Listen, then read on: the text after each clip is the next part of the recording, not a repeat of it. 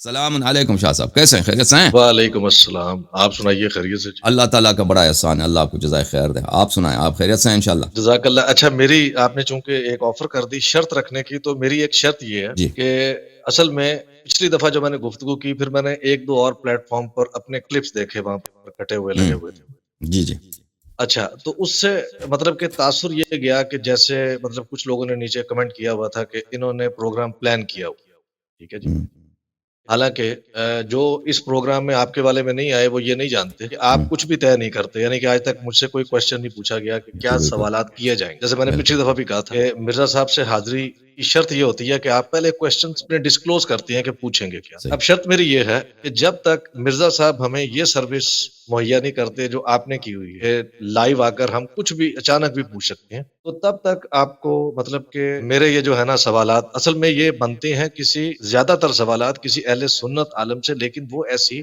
سہولت ہمیں میسر ہی نہیں کرتا کہ جی ہم اس سے کر سکیں، ٹھیک ہے۔ صحیح تو پھر میرے پاس ایک آپ کا ہی پلیٹ فارم ہے، کیونکہ میرا مقصد ہے کہ جو میرے لوگ ہیں نا اہل سنت، ان تک صحیح بات قرآن اور حدیث کے مطابق پہنچ جائے۔ تو اب میں وقت ضائع نہیں کروں گا، اور آپ سے سب سے پہلے یہ چاہوں گا کہ جس پر آپ روشنی ڈالیں اور ہماری رہنمائی ہو، اور وہ ایک ایسا واقعہ ہے جو پیچھے تاریخ میں اس لیے دب گیا ہے، جس کی اللہ کے رسول نے انتہائی بیماری کی حالت میں اور خراب طبیعت کے باوجود بھی آ کے تاکید کی، اور وہ جب پیچھے گیا واقعہ تو اس سے بہت سارے مسئلے نکل کے سامنے آ گئے اور وہ حل ہو سکتے تھے، یعنی کہ میرا اشارہ ہے جیش اسامہ کی طرف۔ تو میں یہ چاہوں گا کہ یہ ایک ایسا واقعہ تھا جس کو بہت زیادہ پڑھانا چاہیے تھا، پروموٹ کرنا چاہیے تھا، اور بچوں کو اس کا کانسیپٹ سمجھانا چاہیے تھا کہ جیش اسامہ اگر چلا جاتا اپنے وقت پر، تو خلافت کا یہ مسئلہ جو شیعہ اور سنی میں فساد کی وجہ بنا ہے، یہ ہوں، شاید ہوتا ہی نہ۔ اب بالکل میں چاہتا ہوں کہ آگے آپ اس پر اپنی علمی روشنی ڈالیں گے، کیونکہ آپ عالم دین ہے، میں ایک طالب علم ہوں اور سیکھنا چاہتا ہوں اور اپنے لوگوں کو سکھانا چاہتا ہوں۔ آپ جی بالکل آپ نے بہت ہی اچھا سوال کیا۔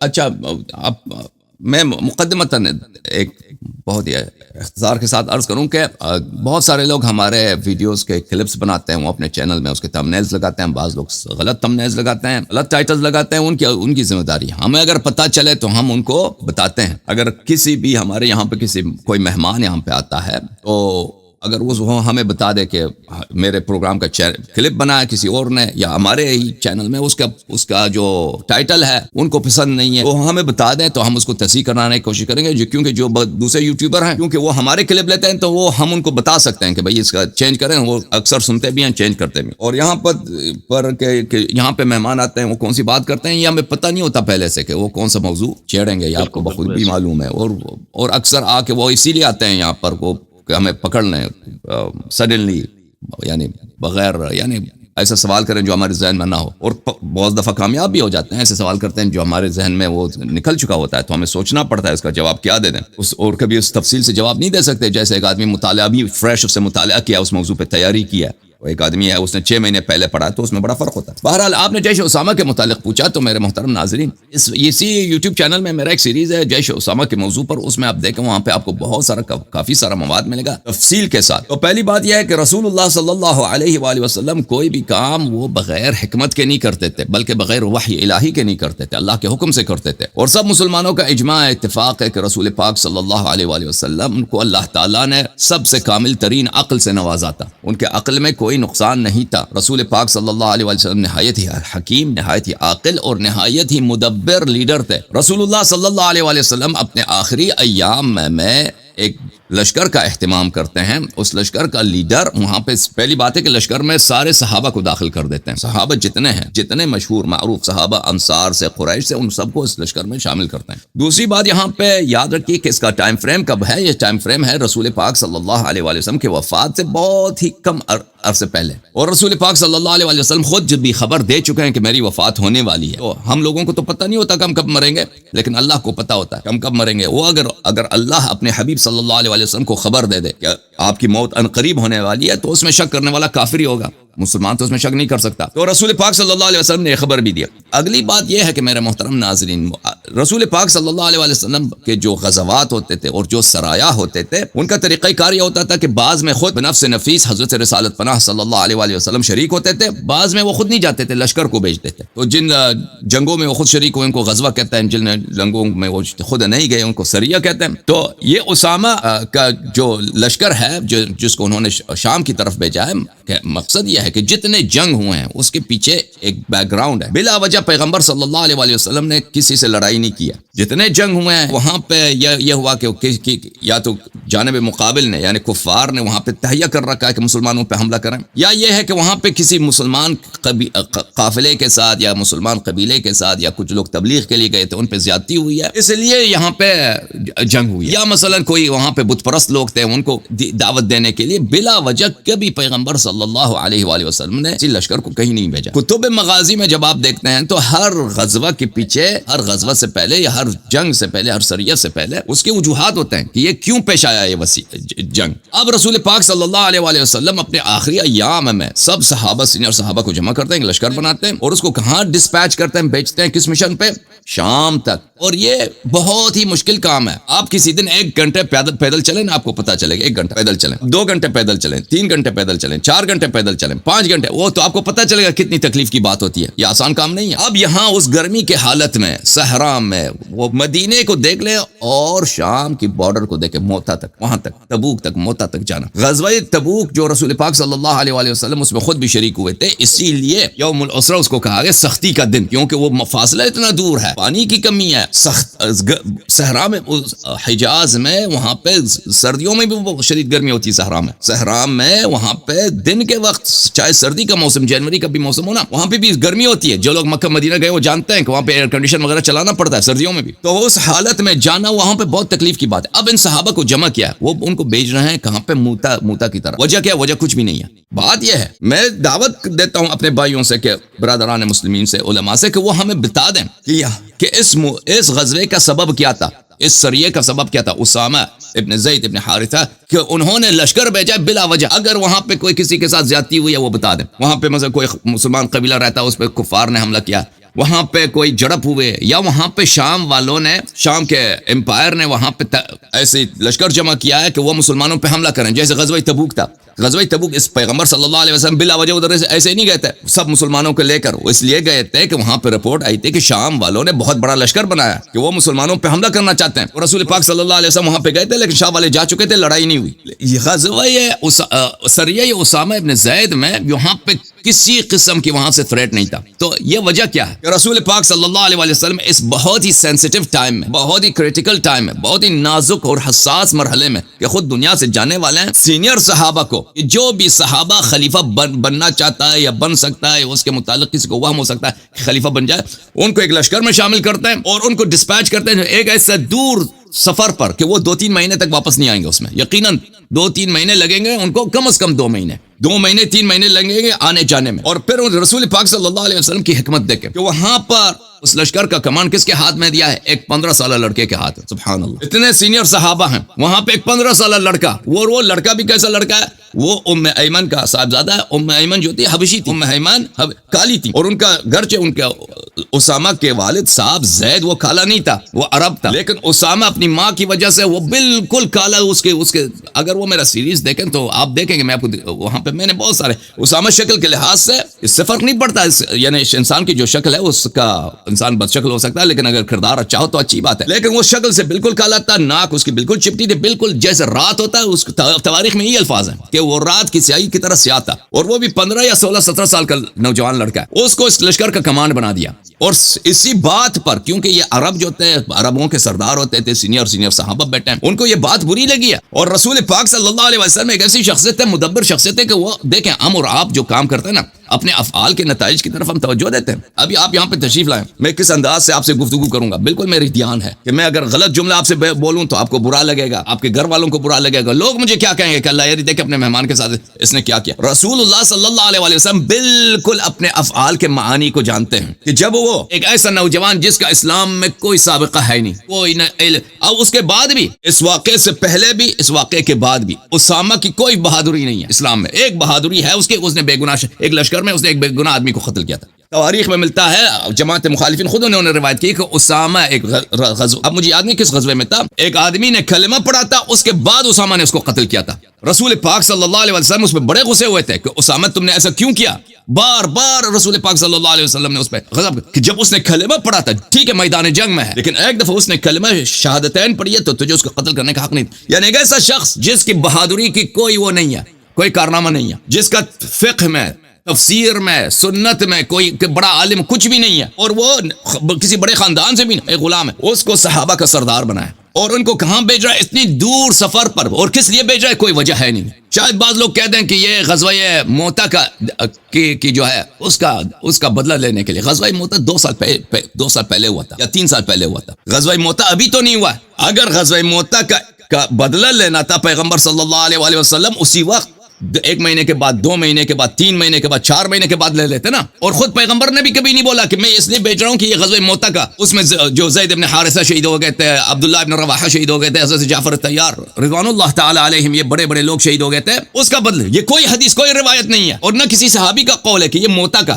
یہ بعد میں، کیونکہ ان لوگوں کے پاس کوئی دلیل نہیں ملا کہ یہ کیوں آخر پیغمبر نے ایسا کیا، اور جو اصل دلیل ہے وہ نہیں کہنا چاہتے کہ پیغمبر صلی اللہ علیہ وسلم اصل دلیل کیا ہے کہ اسامہ کے لشکر کو بھیج رہے ہیں، کوئی دلیل نہیں ملا، کہہ رہا کہ وہ اس کا بدلہ لینا ہے۔ اس بدلہ لینا ابھی وقت، ابھی ٹائم ہے آپ کو، جب آپ کو پتہ ہے کہ ابھی آپ کی وفات ہونے والی ہے تو ابھی اس کا بدلہ لے۔ 2 سال پہلے کیوں نہیں لیا؟ اسی وقت لے لیتے۔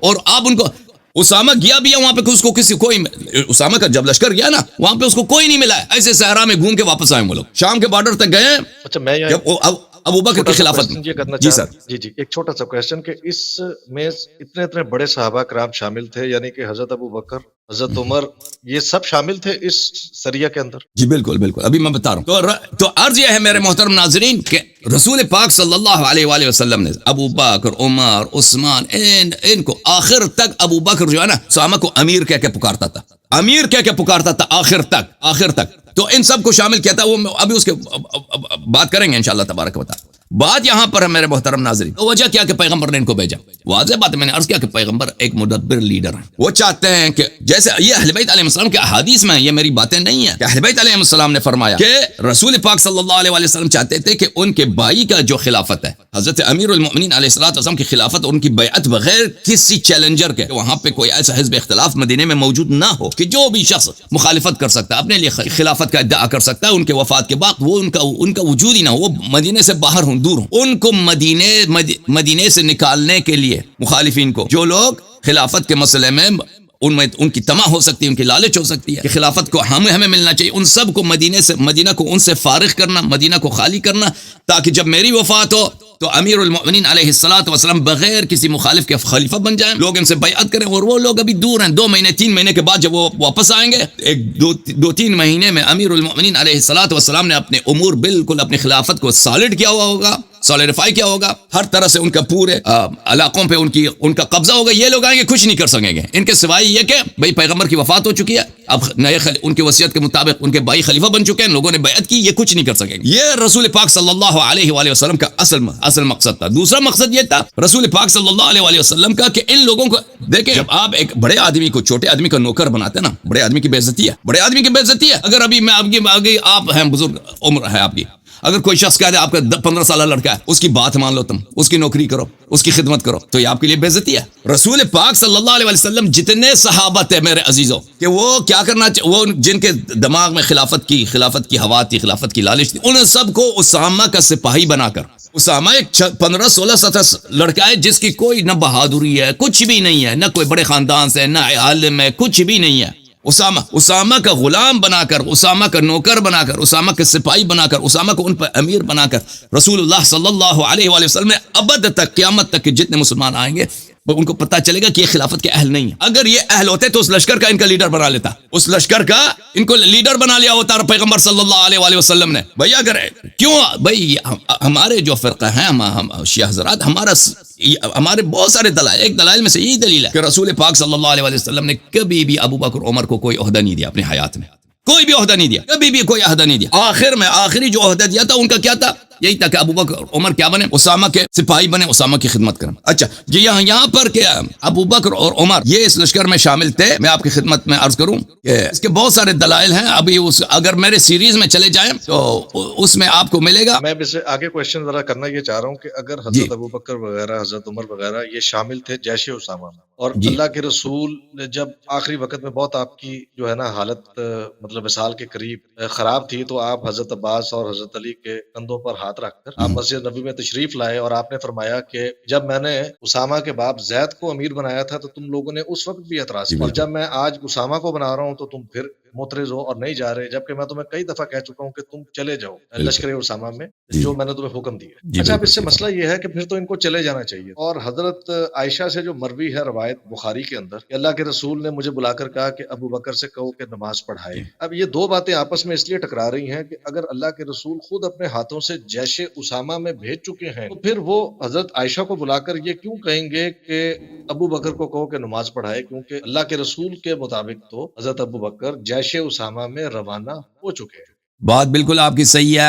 अहले बैत अलैहिस्सलातु वस्सलाम के अहादीस में देखें, ये जो कि अबू बकर को बोला कि आप नमाज पढ़ाएं, या इसकी रावी खुद आयशा है, रावी खुद आयशा है। अहले बैत अलैहिस्सलाम के अहादीस में यह है कि रसूल पाक सल्लल्लाहु अलैहि वसल्लम ने फरमाया, मेरे भाई अली अलैहिस्सलाम को कह दें कि वो नमाज पढ़ाएं। आयशा ने अपने वालिद साहब को बुलाया, हफ्सा ने अपने वालिद को बुलाया कि तुम लोग को नमाज पढ़ा दो, तुम अगर नमाज पढ़ाओगे तो बन जाएगा, तुम्हारी विरासत का मसला बन जाएगा। तो रसूल पाक सल्लल्लाहु अलैहि वसल्लम ने देखा कि नमाज कोई और पढ़ा रहा है, तो उनको बड़ा गुस्सा आया, तो उनसे कह दिया कि क्या, ये तो बुखारी में मौजूद है, इन्नकुन्ना सवाहिबु यूसुफ, तुम यूसुफ अलैहिस्सलातु वस्सलाम के साथ जो बुरी औरतें थी, तुम्हारा किरदार वही है, तुम्हारा किरदार वही। ये गुस्से की हालत में, गजब की हालत में बोले, मदह के लिए नहीं है, और ये मदह के अल्फाज है नहीं है, ये कोई मदह के अल्फाज नहीं है। और ये जो मौलवी साहब कहते हैं कि ये मुआशिका में और भाई प्यार में, वो प्यार का वक्त ही नहीं था, वो उस वक्त था कि रसूल पाक सल्लल्लाहु अलैहि वसल्लम की नाफरमानी हो रही थी, और वहाँ पे कोई प्यार, और अगर कन्वर्सेशन इस तरह होता ना, मुहावरा, आयशा कहते हैं आप तो बड़े खूबसूरत हैं, मैं आपके जमाल पे सदके जाऊं, आप तो यूसुफ की तरह हैं, तो वो कह देते कि भाई आप तो यूसुफ के,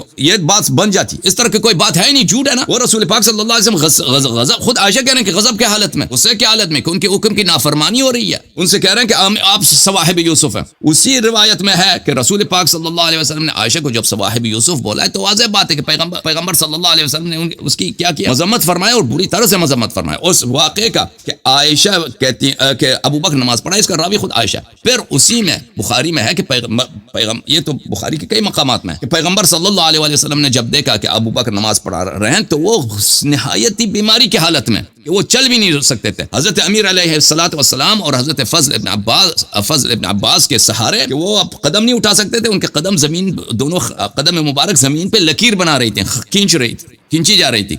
उसी हालत में गए, उन्होंने अबू बकर को हटाया और खुद नमाज पढ़ाया, खुद नमाज। आपको पता है कि किसी को शख्स को अगर ये नमाज जमात उनके अमर से था, तो उसको हटाने, उसको अज़ल करने का क्या जरूरत है? खुद वाज़ेह बात है कि पैगंबर सल्लल्लाहु अलैहि वसल्लम ने अबू बकर को अज़ल किया। अगर उन्होंने अबू बकर को नमाज का कहा होता, और उसकी नमाज, अबू बकर की इमामत जो है नमाज की रसूल पाक सल्लल्लाहु अलैहि वसल्लम के फरमान से होता, वो ये बात ही नहीं बनता कि खुद चल भी नहीं सकते, फिर भी चले जाते हैं और उसको हटा देते हैं और खुद नमाज पढ़ाते हैं। और फिर बुखारी वगैरह में, बुखारी के शुरा सब ने कहा है कि पैगंबर सल्लल्लाहु अलैहि वसल्लम ने नमाज पढ़ाया, और अबू बकर ने सिर्फ क्या किया, तकबीर लोगों को सुनाया कि भाई अभी रुकू हो रहा है, कभी सुजूद हो रहा है। तो ये वाज़ेह तौर पर वहां पर है। तो अर्ज यह है कि अबू बकर तो सिपाही था, अबू बकर की ड्यूटी नहीं बनती थी कि वो नमाज पढ़ाने, ये हो ही नहीं सकता कि अबू बकर को कह दें कि आप नमाज पढ़ाएं, क्योंकि अबू बकर तो जैश उसामा में उसकी ड्यूटी थी कि वहां पे शामिल हो जाए, लेकिन उसको किसी तरीके से बुलाया गया कि तुम नमाज पढ़ा दो। और बुलाने वाला कौन थी? आयशा थी, ताकि ये नबी सल्लल्लाहु अलैहि वसल्लम के वफात के बाद इनकी खिलाफत बन जाए। हाँ, और उसकी दलाइल क्या है? उसकी दलील एक है, एक दलील यह है कि उसी हदीस में रसूल पाक सल्लल्लाहु अलैहि वसल्लम ने आयशा से कह दिया आप सवाहिब यूसुफ हैं। फिर रसूल पाक सल्लल्लाहु अलैहि वसल्लम चले गए, अबू बकर को हटा के खुद उन्होंने नमाज पढ़ाया।